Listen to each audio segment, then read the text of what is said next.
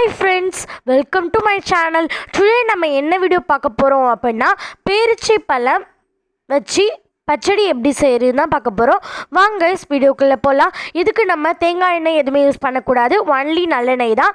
இப்போது அது கூட நம்ம 2 கிராம்பு, ஒரு ஏலக்காய், ஒரு பட்டை, அப்புறம் பெரிய வெங்காயம் 2,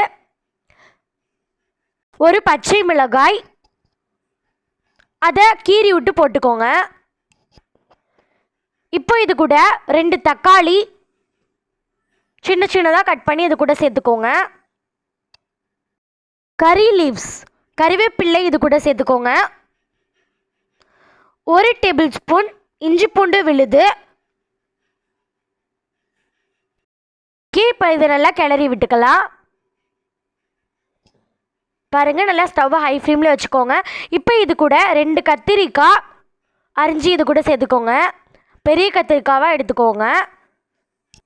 இப்போ இதை நல்லா கிளறி விட்டுக்கோங்க. கத்திரிக்காய் நல்லா எண்ணெயிலேயே சுருண்டு வரணும். ஓகே, இப்போ கத்திரிக்காயெலாம் நல்லா எண்ணெயிலே வெந்துருச்சு. இப்போ இது கூட மசாலா ஆட் பண்ணிக்கலாம். ஜீரகத்தூள் 1 டேபிள் ஸ்பூன், மிளகுத்தூள் 1 டேபிள் ஸ்பூன், மஞ்சள் 1 table spoon, garam masala 1 table spoon, மிளகாய்த்தூள் 1 டேபிள் ஸ்பூன். காரத்துக்கு ஏற்ற மிளகாய்த்தூள் நீங்கள் ஆட் பண்ணிக்கலாம். ஓகே, இப்போ இதை நல்லா கிளறி விட்டுக்கோங்க. பாருங்கள், நல்லா கத்திரிக்காயெலாம் நல்லாவே வெந்துருச்சு. இந்த மாதிரி நல்லா மிக்ஸ் பண்ணி விட்டுக்கோங்க. நல்லா ஸ்டவ்வை ஹை ஃப்ளேமில் வச்சுக்கோங்க.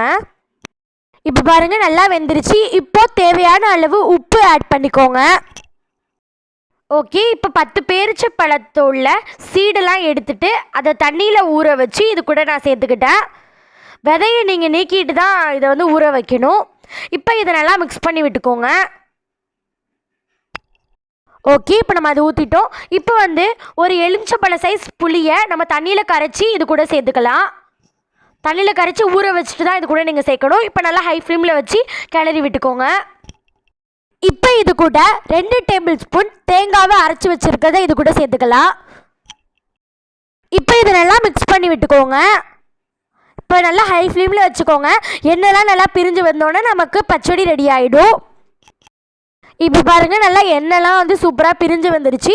இப்போ இது கூட கீ தேவையான அளவு ஊற்றிக்கோங்க. அதாவது நெய் உங்களுக்கு எவ்வளோ வேணுமோ அவ்வளோ ஆட் பண்ணிக்கலாம். நான் இன்றைக்கி 1 டேபிள் ஸ்பூன் நெய் ஆட் பண்ணியிருக்கேன். இப்போ பாருங்கள், சுவையான புளிப்பு சுவையோட பேரிச்சைப்பழம் பச்சடி மிகவும் சுவையாக சூப்பராக ரெடி ஆகிடுச்சு. இப்போ நம்ம இதுக்கு மேலே கொத்தமல்லி தூவி விட்டுக்கலாம்.